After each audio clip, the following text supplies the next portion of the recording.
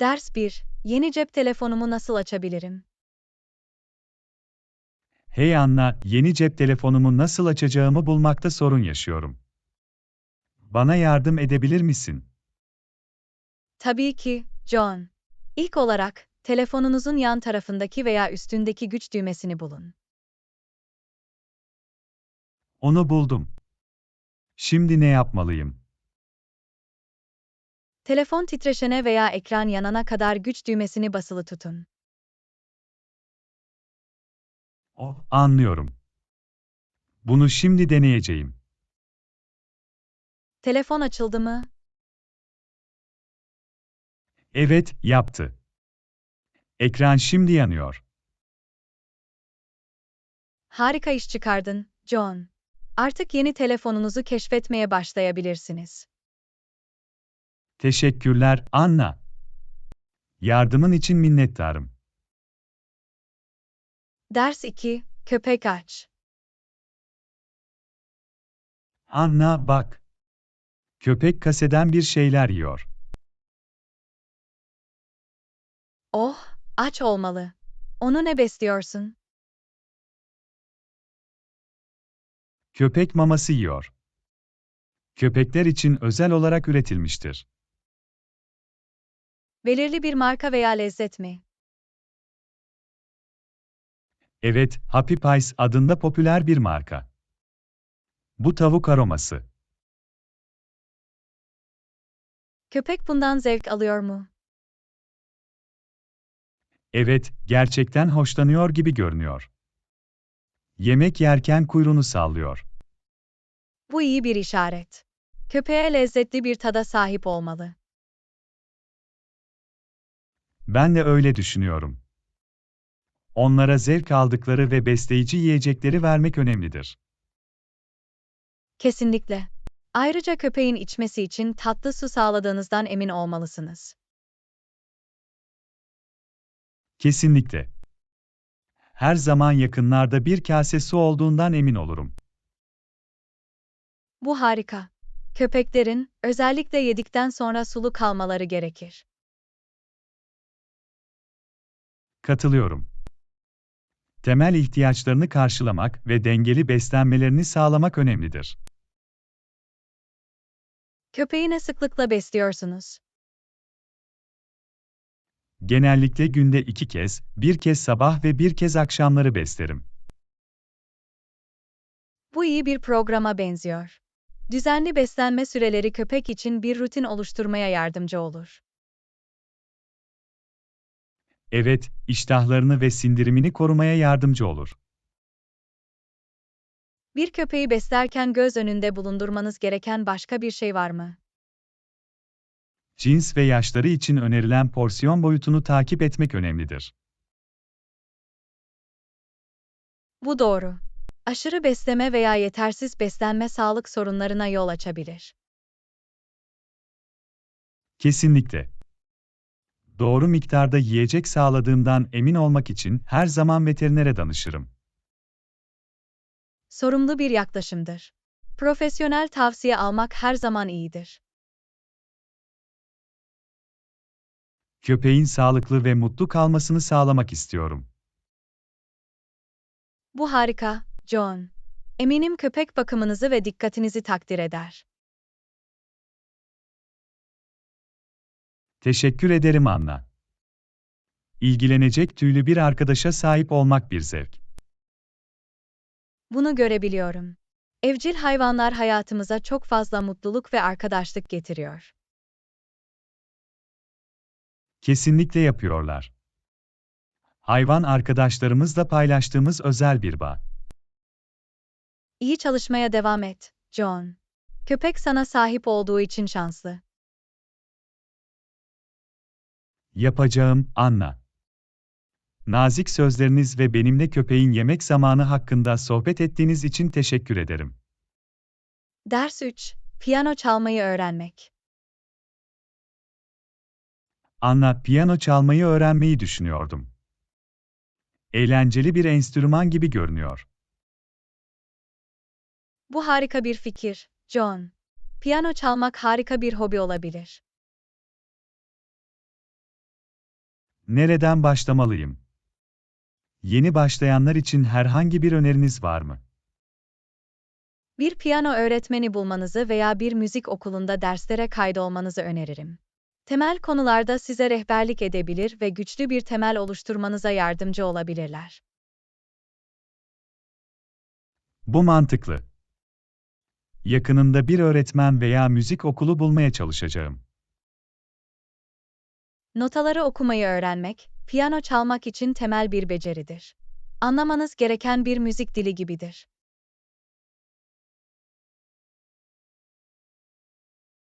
Notaları okumak zor geliyor ama meydan okumaya hazırım. Zamanla pratik yapacağım ve daha iyi olacağım. Ruh bu, John. Pratikle, nota okumakta daha rahat olacaksınız.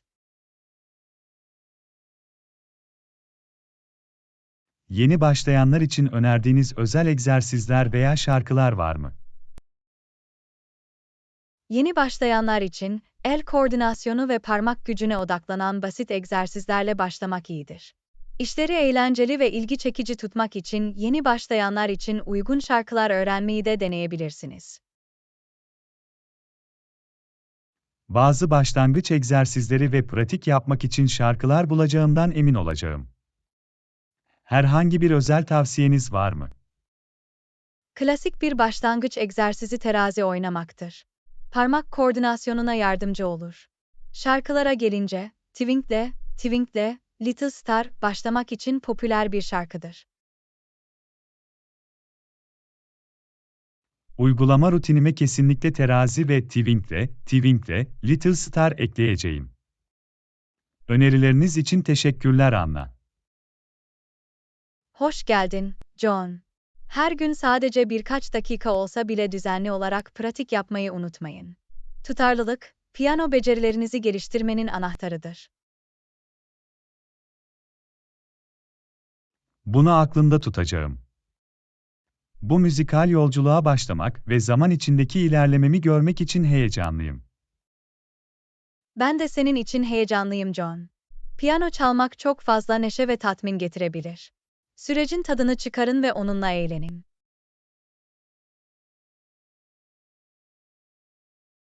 Yapacağım, Anna. Teşvik ve tavsiyeleriniz için teşekkür ederiz. En sevdiğim şarkıları bir gün piyanoda çalmak için sabırsızlanıyorum. Hoş geldin, John. Sana inanıyorum. Pratik yapmaya devam edin ve müzikal hedeflerinize ulaşacaksınız. Ders 4. Kedimi gördün mü? Anna, kedimi gördün mü? Onu hiçbir yerde bulamıyorum. Oh hayır, John. Onu en son ne zaman gördün? Sabah onu gördüm ama ondan sonra kayboldu. Evi birlikte arayalım. Kediler bazen beklenmedik yerlerde saklanabilir. İyi fikir. Sen mutfağı ararken ben oturma odasını kontrol edeceğim. Onu mutfakta göremiyorum. Belki bir yatağın altında ya da mobilyaların arkasında saklanıyor. Gidip yatak odalarına bakayım ve orada mı diye bakayım. Şansın var mı, John? Hayır, o da yatak odasında değil. Nerede olabilir ki? Kediler saklanacak küçük alanlar bulmada çok iyi olabilir. Bir kedi gibi düşünelim ve rahat yerlere bakalım. Haklısın. Belki bir dolapta ya da perdenin arkasındadır. Ondan iz var mı? Onu buldum. Dolabın rahat bir köşesinde kıvrılmıştı. Bu bir rahatlama. Kediler uyumak için rahat yerler bulmayı sever. Güvende olduğuna sevindim. Endişelenmeye başlamıştım. Bir kedi bulamadığınızda tüm saklanma noktalarını kontrol etmek her zaman iyi bir fikirdir. Bunu bir dahaki sefere hatırlayacağım. Yardımın için teşekkürler Anna. Sorun değil, John. Onu bulduğumuza sevindim. Kediler oldukça yaramaz olabilir. Bizi kesinlikle ayak parmaklarımızın üzerinde tutuyorlar. Geri döndüğü için mutluyum. Sevildiğini bilmesi için ona fazladan sarılmalar verin. Kesinlikle. Tüm sevgiyi ve ilgiyi hak ediyor. Ders 5. Biraz su kaynatmam gerekiyor. Anna, biraz su kaynatmam lazım. Nasıl yapılacağını biliyor musun? Evet, John. Kaynar su oldukça basittir. İlk önce bir su ısıtıcısını veya tencereyi suyla doldurun. Ne kadar su koymalıyım? Ne kadar kaynamış suya ihtiyacınız olduğuna bağlıdır. İhtiyaçlarınıza göre doldurun. Anladım. Bir sonraki adım nedir? Su ısıtıcısını veya tencereyi ocağa veya elektrikli brülörün üzerine yerleştirin. Şimdi ocağı açmalı mıyım? Evet, düğmeyi orta veya yüksek ısı ayarına çevirin. Ve sonra, Suyun ısınmasını bekleyin. Kabarcıkların oluştuğunu ve yüzeye yükseldiğini göreceksiniz. kaynaması genellikle ne kadar sürer? Değişir, ancak suyun kaynaması genellikle birkaç dakika sürer. Kaynattıktan sonra ne yapmalıyım? Su kaynamaya ulaştığında, ocağı kapatabilir veya tencereyi ısı kaynağından çıkarabilirsiniz. Kullanmadan önce soğumasını beklemem gerekir mi? Evet, kullanmadan önce kaynamış suyun soğumasını sağlamak önemlidir. Sıcak su tehlikeli olabilir. Soğutma işlemini nasıl hızlandırabilirim? Kaynamış suyu daha hızlı soğumasına yardımcı olmak için ısıya dayanıklı bir sürahi veya bir bardak gibi başka bir kaba aktarabilirsiniz. Bu iyi bir fikir. Kaynar su hakkında bilmem gereken başka ipuçları var mı? Kaynatmak için temiz, içilebilir su kullanmak önemlidir. Kazaları veya yanıkları önlemek için kaynar suyu daima dikkatli kullanın. Bunu aklımda tutacağım. Önce güvenlik. Tavsiye için teşekkürler Anna. Hoş geldin, John. Kaynar su, çeşitli amaçlar için kullanışlı olan temel bir mutfak becerisidir. Rehberliğiniz için minnettarım. Şimdi ihtiyaç duyduğum zaman güvenle suyu kaynatabilirim. Bunu duymak harika, John. Güvende kalın ve kaynamış suyunuzu kullanmanın tadını çıkarın. Yapacağım, Anna. Yardımın için tekrar teşekkürler. Ders 6, sürüş sınavım yaklaşıyor. Anna, sürüş sınavım yaklaşıyor ve gerginim. Nasıl konsantre olunacağına dair herhangi bir ipucu var mı? Merak etme, John. Sinirlerini anlayabiliyorum. Konsantre olmanın bir yolu, bir çalışma programı oluşturmak ve ona bağlı kalmaktır. Kulağa iyi bir fikir gibi geliyor. Ne sıklıkla çalışmalıyım? Bilgi ve becerilerinizi geliştirmek için düzenli pratik seansları, belki her gün 1 saat yapmayı hedefleyin. Bir program yapacağım ve ders çalışmak için ayrılmış zaman ayıracağım. Başka ne yapabilirim? Çalışmak için sessiz ve rahat bir yer bulun, gürültü veya elektronik cihazlar gibi dikkat dağıtıcı unsurlardan arınmış. Bu mantıklı. Huzurlu bir çalışma ortamı yaratacağım. Sınav sırasında odaklanmaya ne dersiniz? Derin nefes egzersizleri zihninizi sakinleştirmenize ve odaklanmayı artırmanıza yardımcı olabilir. Sınav öncesi ve sırasında birkaç yavaş, derin nefes alın. Sakin ve merkezli kalmak için derin nefes almayı hatırlayacağım. Başka bir şey var mı? Görselleştirme yardımcı olabilir.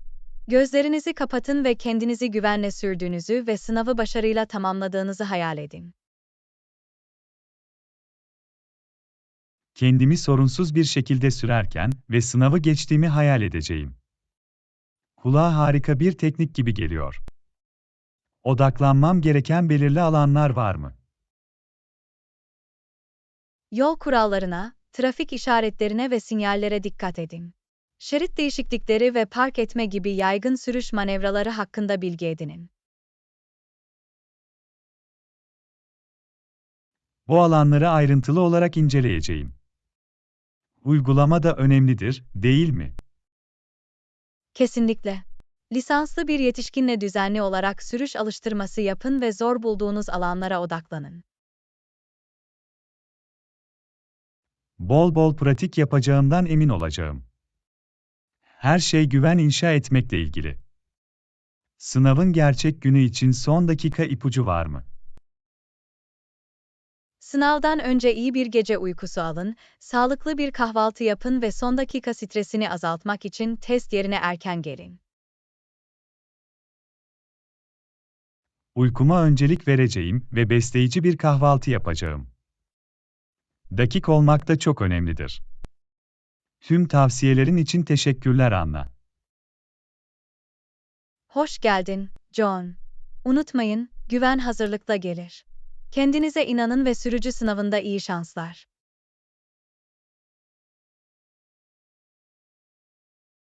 Desteğiniz ve cesaretlendirmeniz için teşekkür ederim, Anna. Elimden geleni yapacağım ve sınava olumlu bir zihniyette yaklaşacağım. Ders 7. Memleketiniz nerede? Anna, memleketin nerede? Bunun hakkında daha fazla bilgi edinmek istiyorum. Memleketim Oakville adında küçük bir kasaba. Kaliforniya eyaletinde yer almaktadır. Kulağa hoş geliyor. Oakville neyle bilinir? Oakville, güzel üzüm bağları ve şarap imalathaneleriyle ünlüdür. Şarap meraklıları için popüler bir yer. Doğal bir çevre yaratmalı. Oakville'de başka önemli cazibe merkezleri var mı? Evet, ayrıca benzersiz mağazalar, restoranlar ve sanat galerileri ile büyüleyici bir şehir merkezimiz var. Keşfetmek için harika bir yer. Yeni yerler keşfetmekten zevk alıyorum. Oakville'de topluluk nasıl? Oakville'deki topluluk çok sıkıya bağlı ve arkadaş canlısı. İnsanlar kasabalarıyla gurur duyuyor ve yerel işletmeleri destekliyor. Sıkı bağlı bir topluluğun parçası olmak her zaman güzeldir. Oakville'de yıllık etkinlik veya festival var mı? Evet, Oakville, ziyaretçilerin yerel üzüm bağlarından çeşitli şarapları tadabilecekleri yıllık bir şarap festivaline ev sahipliği yapıyor. Eğlenceli ve canlı bir etkinlik. Kulağa harika bir festival gibi geliyor. Oakville'li özel kılan başka bir şey var mı? Oakville, pitoresk manzaralar ve inişli çıkışlı tepelerle çevrilidir. Yürüyüş ve bisiklet gibi açık hava etkinlikleri için harika bir yerdir. Doğada vakit geçirmeyi seviyorum. Oakville'le ziyaret etmekten zevk alacağım bir yer gibi görünüyor. Denemem gereken yerel lezzetler veya yemekler var mı? Oakville, çiftlikten sofraya mutfağı ile tanınır. Taze yerel ürünleri ve zanaatkar peynirleri kesinlikle denemelisiniz. Sadece düşünürken acıkıyorum. Oakville'le yaşamak için harika bir yer gibi görünüyor. Paylaşım için teşekkürler Anna. Hoş geldin, John. Memleketim hakkında konuşmak bir zevk. Ziyaret edersen, sana etrafı gezdirmekten mutluluk duyarım. Ders 8. Bu şehrin harika bir gece hayatı olduğunu duydum. Anna, bu şehrin harika bir gece hayatı olduğunu duydum. Bunu deneyimledin mi? Evet, John. Buradaki gece hayatı harika. Eğlence ve eğlence için birçok seçenek var.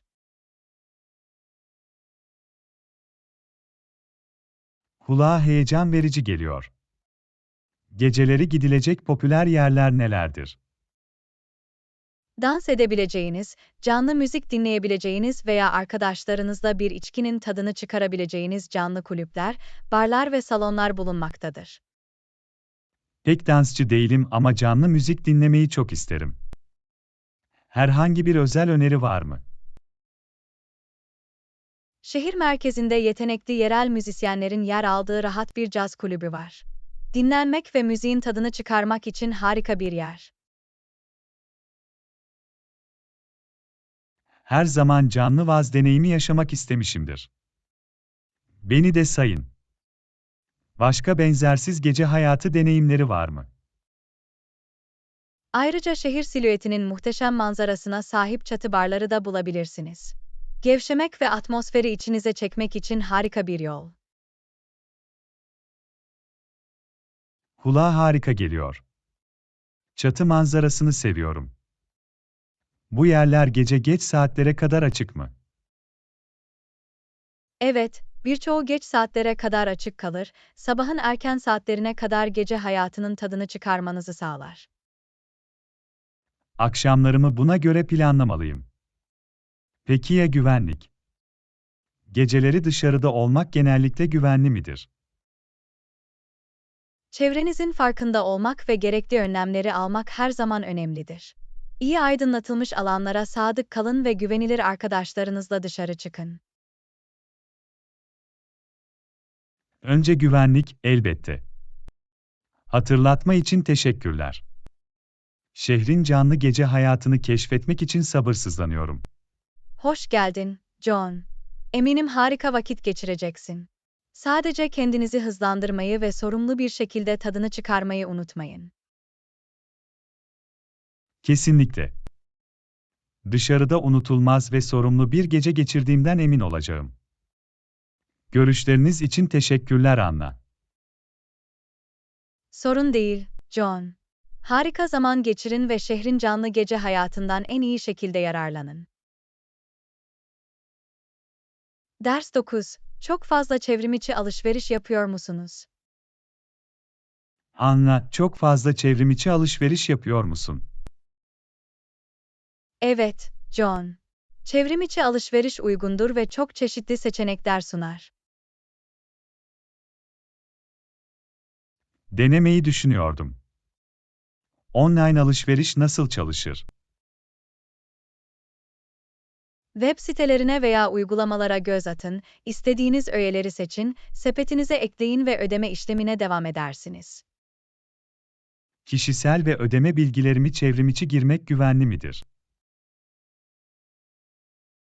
Saygın çevrimiçi mağazalar, bilgilerinizi korumak için güvenli ödeme sistemlerine sahiptir. Bir satın alma işlemi yapmadan önce güvenli ödeme işlemlerini arayın ve yorumları okuyun. Bu güven verici. Online alışverişin herhangi bir faydası var mı? Kesinlikle. Çevrimiçi alışveriş, fiyatları karşılaştırmanıza, yorumları okumanıza ve evinizin rahatlığında alışveriş yapmanıza olanak tanır. Kulağa uygun geliyor. Herhangi bir dezavantaj var mı? Bazen, satın almadan önce ürünleri deneyemezsiniz ve teslimatta gecikmeler olabilir. İade politikalarını da kontrol etmek önemlidir.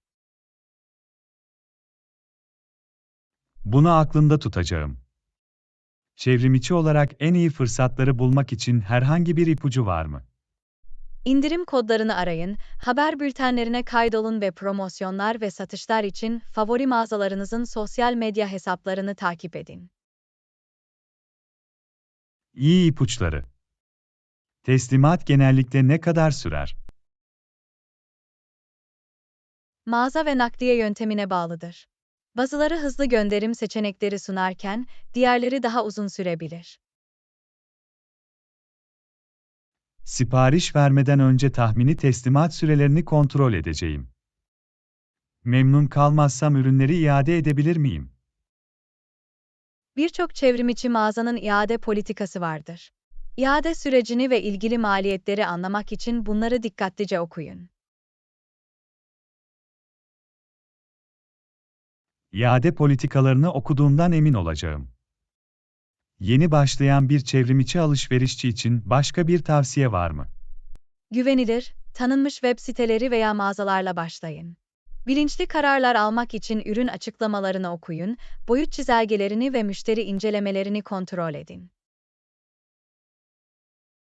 Sorunsuz bir çevrimiçi alışveriş deneyimi sağlamak için bu adımları atacağım. Rehberlik için teşekkürler Anna. Hoş geldin, John. Mutlu çevrimiçi alışverişler. Başka sorunuz varsa, sormaktan çekinmeyin. Ders 10. Yeni bir telefon kartı almam gerekiyor.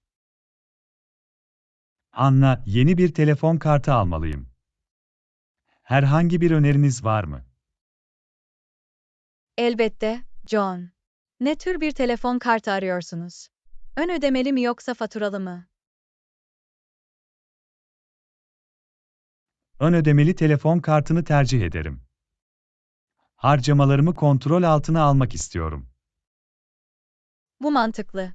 Belirli bir mobil ağ veya güvenilir bir sağlayıcı mı arıyorsunuz? Benim bir tercihim yok. İyi kapsama ve uygun fiyatlar sunduğu sürece.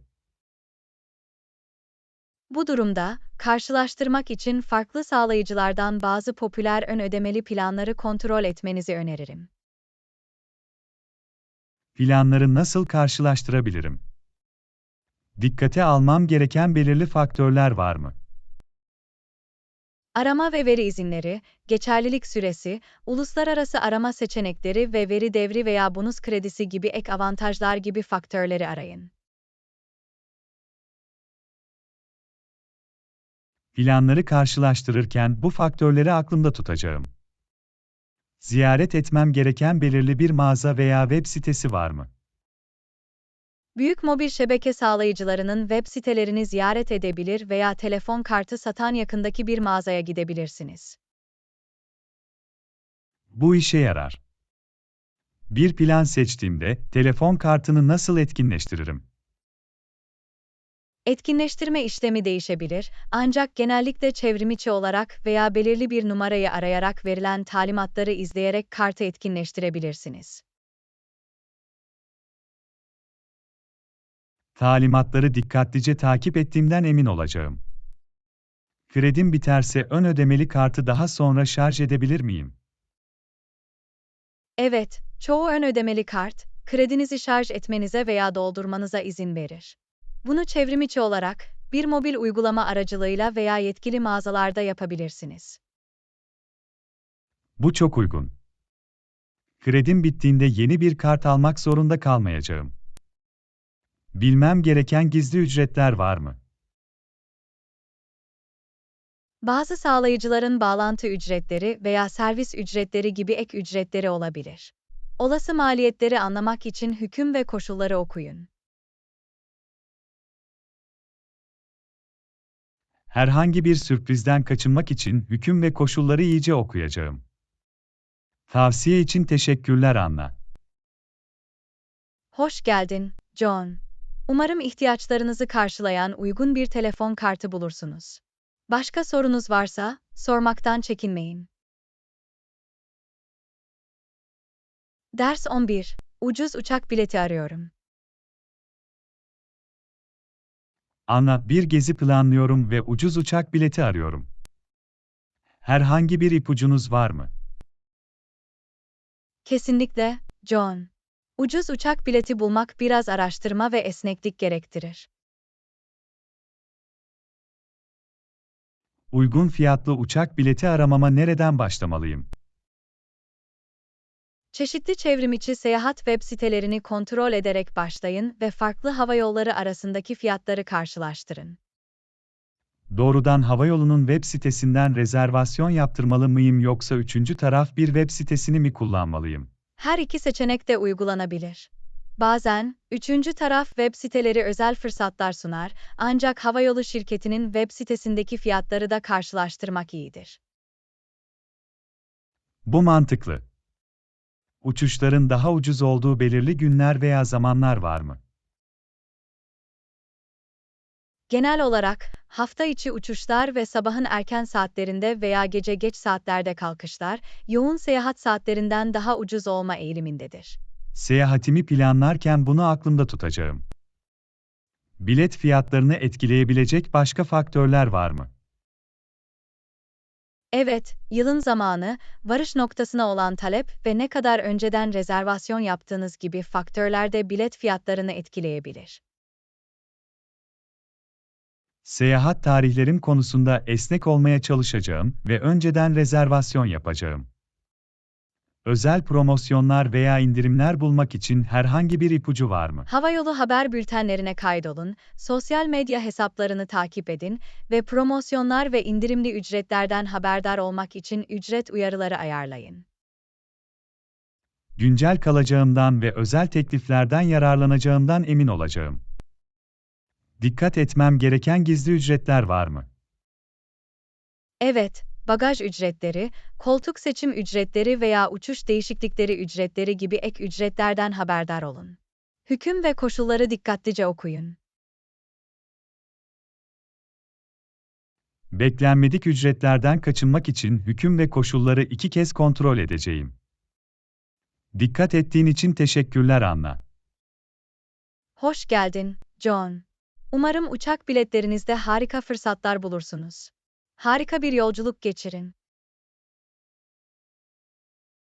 Ders 12, yaz işi almayı düşünüyorum. Anna, yaz işi bulmayı düşünüyorum.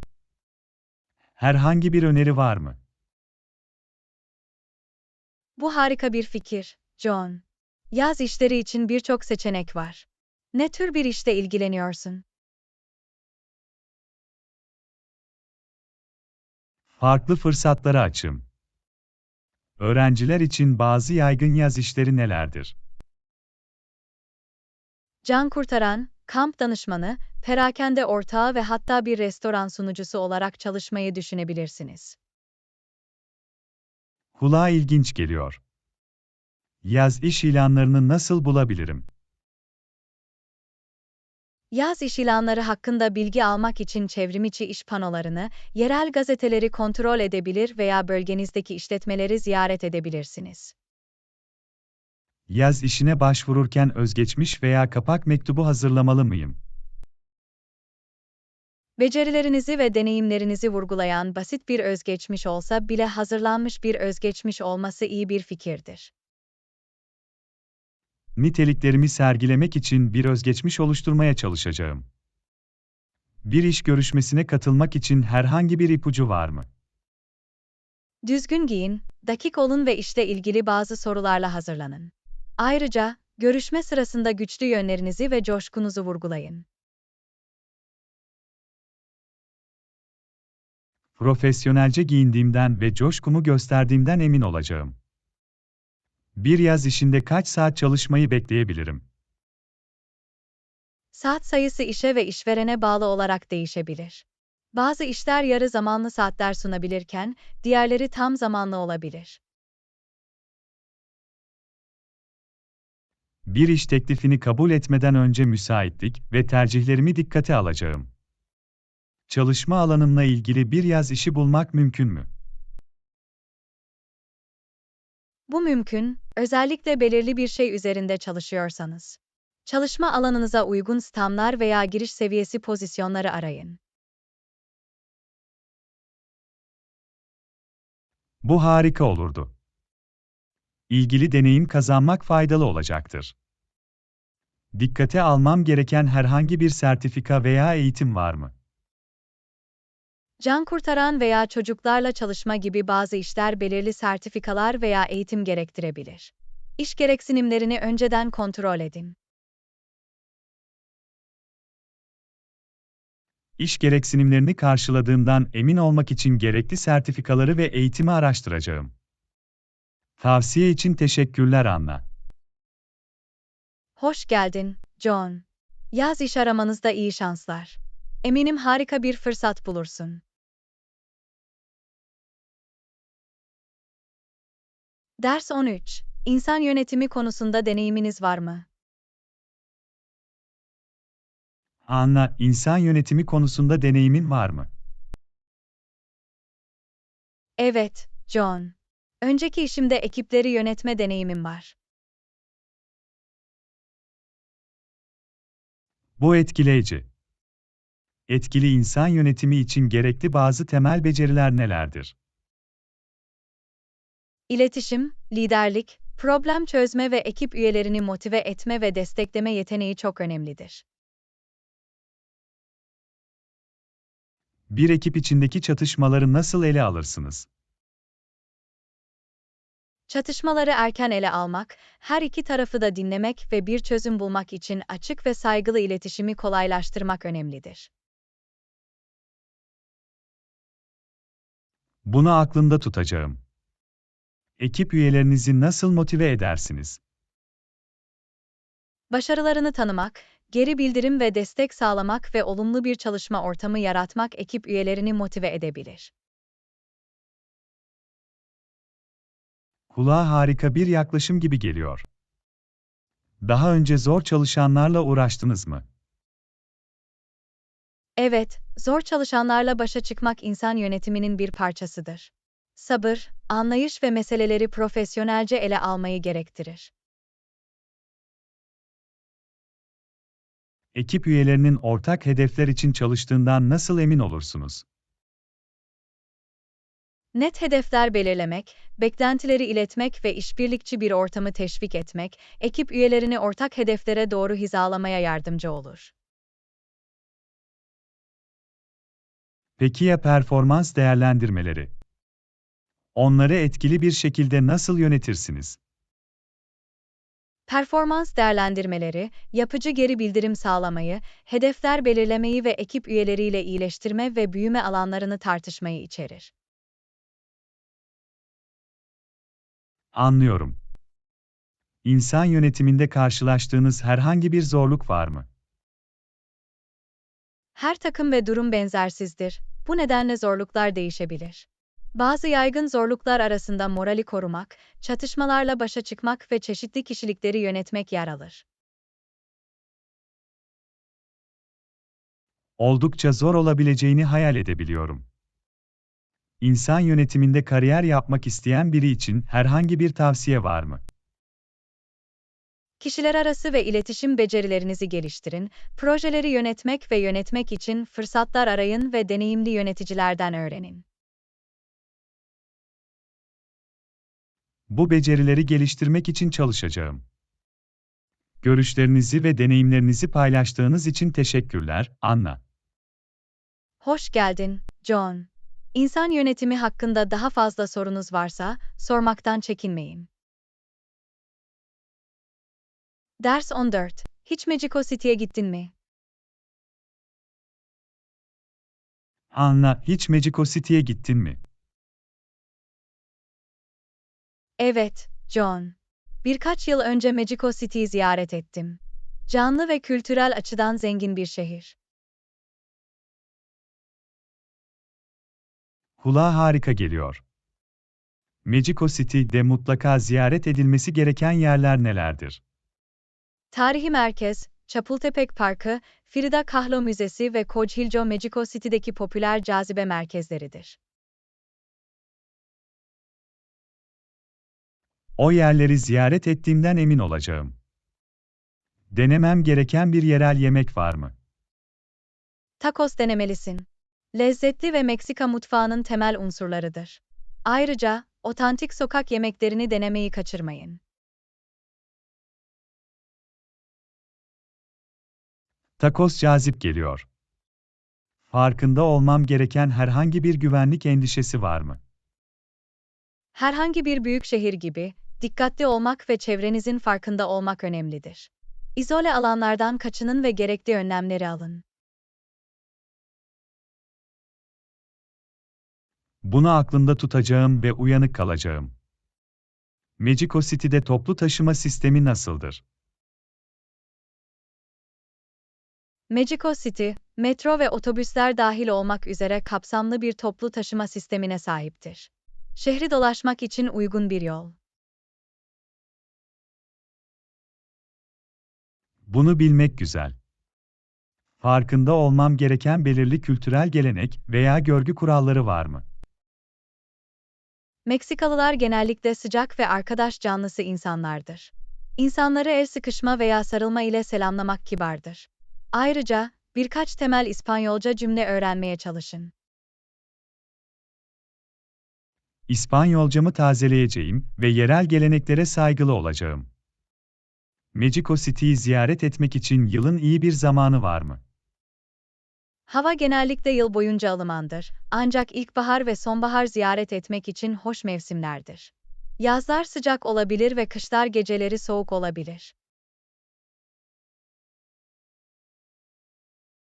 Ziyaretimi ilkbahar veya sonbaharda planlayacağım. Yerel pazarlarda pazarlık veya fiyat pazarlığı konusunda herhangi bir tavsiyeniz var mı? Pazarlık yerel pazarlarda yaygındır. Daha düşük bir fiyat sunarak başlayın ve karşılıklı olarak kararlaştırılan bir fiyata ulaşana kadar pazarlık yapmaya hazır olun. Bir deneyeceğim ve pazarlık becerilerimi test edeceğim. İpuçları için teşekkürler, Anna. Hoş geldin, John. Mexico City'yi keşfederek harika zaman geçireceğinize eminim. Başka sorunuz varsa, sormaktan çekinmeyin. Ders 15. Dün gece basketbol maçını izledin mi? Anna, dün geceki basketbol maçını izledin mi? Çok yoğundu. Evet, John. Gözlerimi ekrandan ayıramadım. Çok heyecan verici bir oyundu. Oyuncular harikaydı. Becerileri ve ekip çalışması tam olarak sergilendi. Özellikle üçüncü çeyrekteki bu inanılmaz dalıştan etkilendim. Tüm kalabalığı ayağa kaldırdı.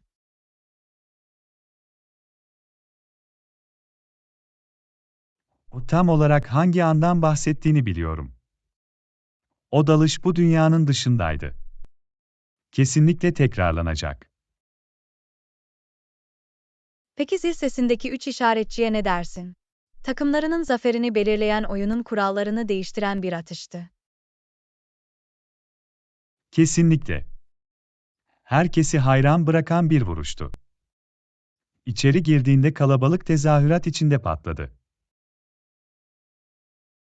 Arenadaki enerji inanılmaz olmalı. Heyecanı televizyondan bile hissedebiliyordum. Elektrikliydi. Taraftarlar oyun boyunca şarkı söylüyordu ve tezahürat yapıyordu. Muhteşem bir atmosfer yarattı. Böyle anlar basketbolu daha çok sevmemi sağlıyor. Tutku ve yoğunluk eşsizdir. Daha fazla aynı fikirde olamazdım. Basketbolun insanları bir araya getirmenin ve unutulmaz anlar yaratmanın bir yolu vardır. Oyundan favori bir oyuncunuz var mı? Sadece birini seçmek zor. Her oyuncu yeteneklerini farklı şekillerde sergiledi. Hepsi heyecan verici maça katkıda bulundu. Bu doğru. Oyunu bu kadar unutulmaz kılan kolektif bir çabaydı. Bir sonraki maç için sabırsızlanıyorum. Zaten daha heyecan verici oyunlar ve unutulmaz anlar için sabırsızlanıyorum. Ben de, John. Kaçırmadığımızdan emin olalım. Başka bir inanılmaz hesaplaşma olacak. Kesinlikle. Patlamış mısırımızı hazırlayacağız ve oyunun her saniyesinin tadını çıkaracağız. Bir plan gibi geliyor. Başka bir heyecan verici basketbol deneyimine hazırlanalım. Ders 16. Son zamanlarda kirliliğin ne kadar kötü olduğunu fark ettiniz mi? Anna, son zamanlarda kirliliğin ne kadar kötü olduğunu fark ettin mi?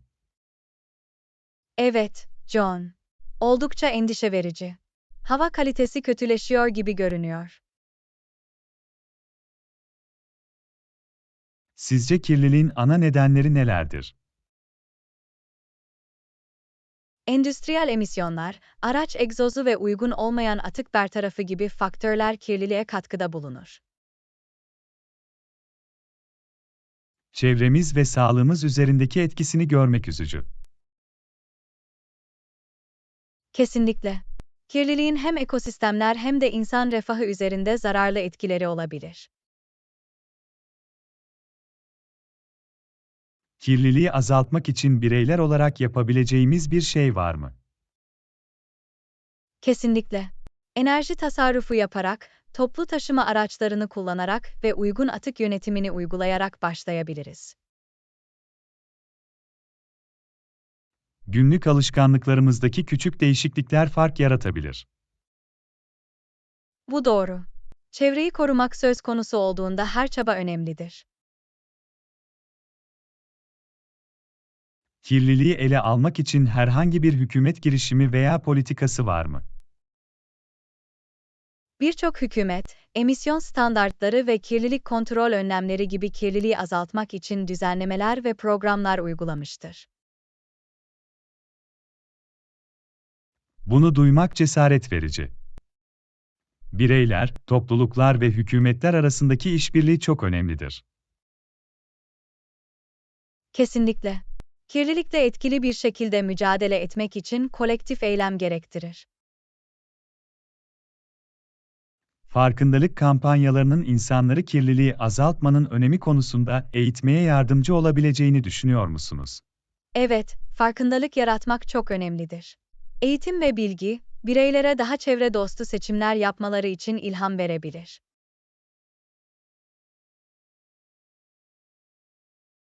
Haberi yaymak ve başkalarını çabaya katılmaya teşvik etmek önemlidir.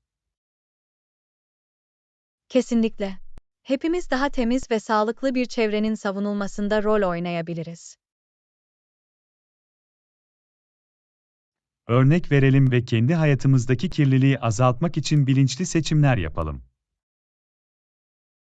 Bu harika bir zihniyet, John.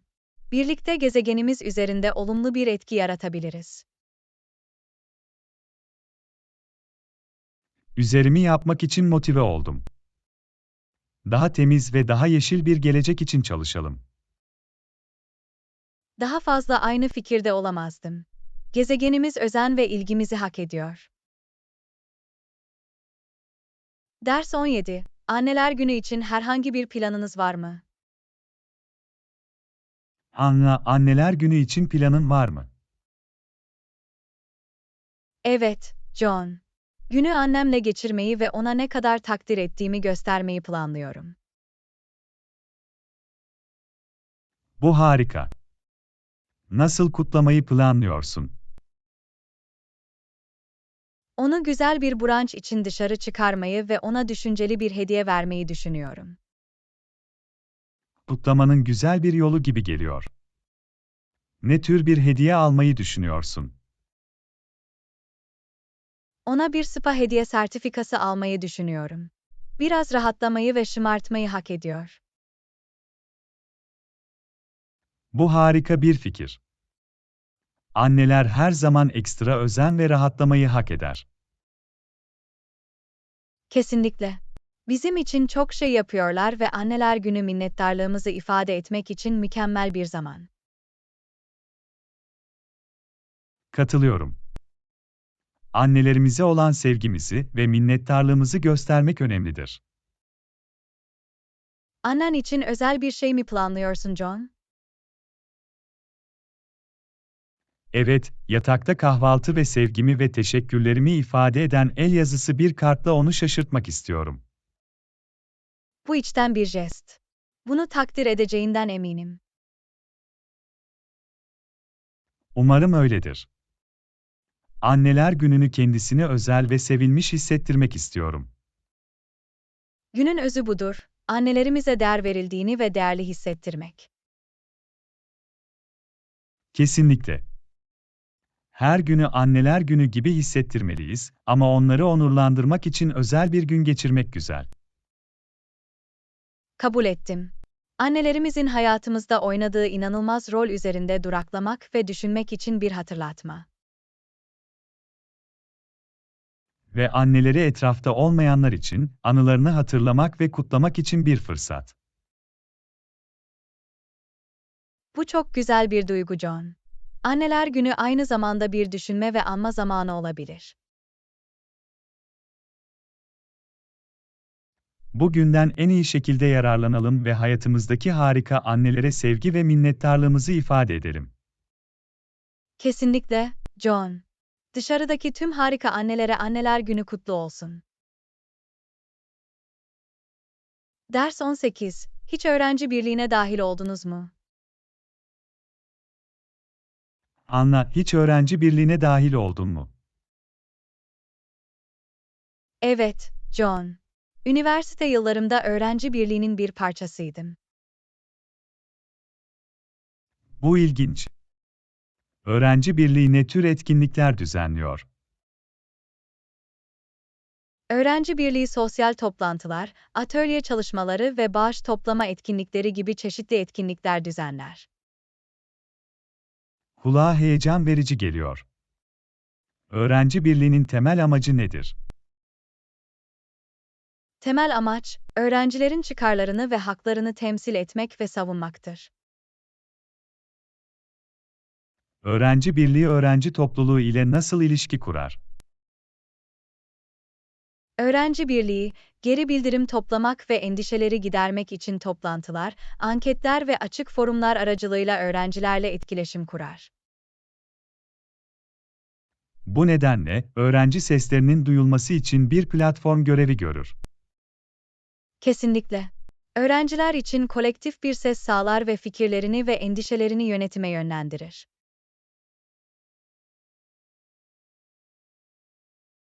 Bu önemli. Öğrenci birliği üyeleri nasıl seçilir?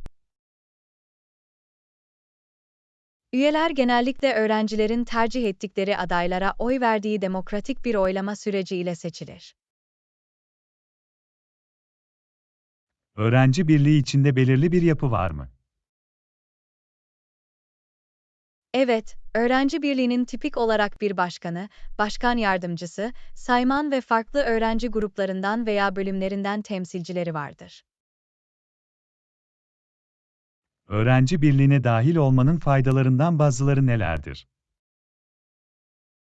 Öğrenci birliğine dahil olmak, liderlik becerilerini geliştirmenize, olumlu bir etki yaratmanıza ve güçlü bir ağ oluşturmanıza olanak tanır. Kulağa değerli bir deneyim gibi geliyor. Öğrenci birliğine herhangi bir öğrenci katılabilir mi? Evet, genellikle herhangi bir öğrenci birliğine katılabilir ve faaliyetlerine ve girişimlerine katkıda bulunabilir. Öğrenci birliğinin karşılaştığı zorluklar var mı? Bazı zorluklar, çeşitli görüşleri yönetmeyi, öğrenci ihtiyaçlarını dengelemeyi ve etkinlikler için lojistiği koordine etmeyi içerebilir. Öğrenciler öğrenci birliğini nasıl destekleyebilir?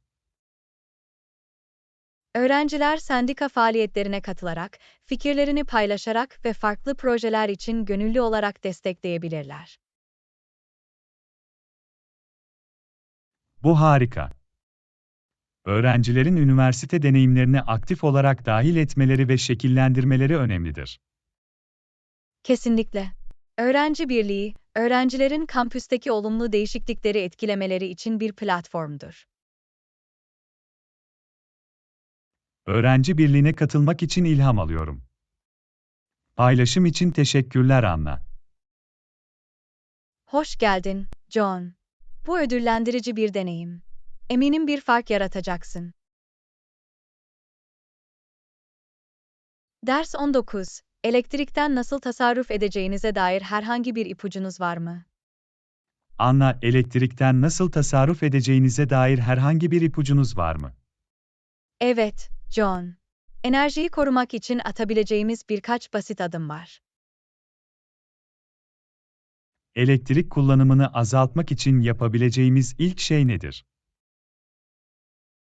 Kullanılmadıklarında ışıkları ve cihazları kapatarak başlayabiliriz. Bu enerji tasarrufu için kolay bir yoldur. Gün boyunca doğal ışık kullanmaya ne dersiniz? Kesinlikle.